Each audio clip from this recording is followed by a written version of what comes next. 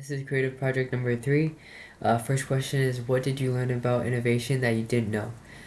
Before this class, if you would have asked me this question, I would have said something along the lines of that innovation helps you create something new, but that definition is only partly true. You see, while we may be inclined to associate it with inventions, these are two completely different concepts. Innovation is actually referring to how we extract value from our ideas to be more appealing to the users.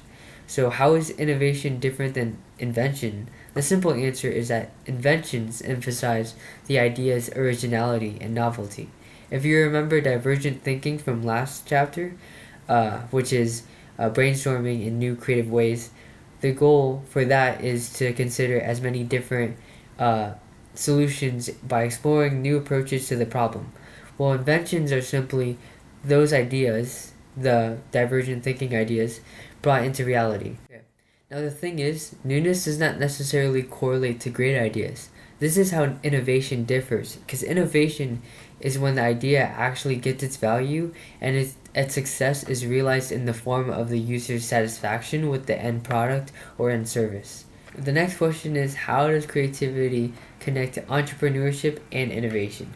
We can see this connection in the commercialization of an idea, as innovation gives the idea its value so that we can use it to compete in the market. In the article, The Role of Innovation in Entrepreneurship, I found more information about how entrepreneurs learn how to harness the value of these innovations effectively to build their companies and create business. They're the ones who are willing to take the financial risks and experiment with new ideas. And after those ideas succeed, new markets can open up and explore that innovation further.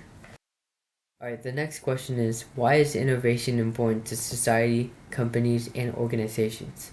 The key is in understanding the cyclical nature of innovation and invention. As inventions bring new ideas to the forefront, innovations build on top of them by bringing greater value to the pre-existing ideas, and then which in turn can inspire other new inventions.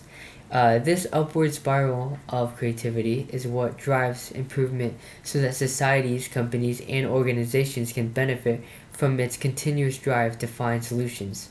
This is especially important when considering how industries undergo constant change, which may also be considered volatile, uncertain, complex, and ambiguous. Or VUCA, which is what the video called it. Um, while we may not be able to predict the incoming changes, innovation allows us to adapt as best as we can to fit the needs of the problem at hand. Alright, my two examples come from the video Why Great Businesses Fail. The first real world example is with Amazon Web Services, as their workspace culture encourages innovation throughout their organization in what is known as the PRFAQ method, which supports ideation, incubation, and scaling of ideas. This has allowed them to expand successfully over a variety of businesses. My second real world example is with Blockbuster's failure to continue innovating once streaming services entered the home video entertainment industry.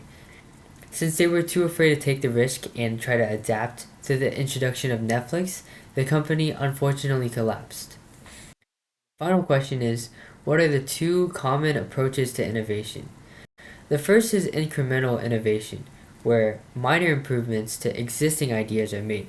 For instance, Blockbuster could have made slight adjustments to maybe offer greater customer engagement and increase the value of their membership to be more appealing to the customers, right?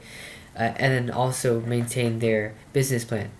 But the second approach, which probably would have been more effective given the situation, is disruptive innovation, where bolder risks for change are taken, and there's less concern of preserving existing ideas as they're now considered obsolete, right? So Blockbuster could have used their finances to build their own streaming platform with the resources that they had to compete with the emerging services like Netflix.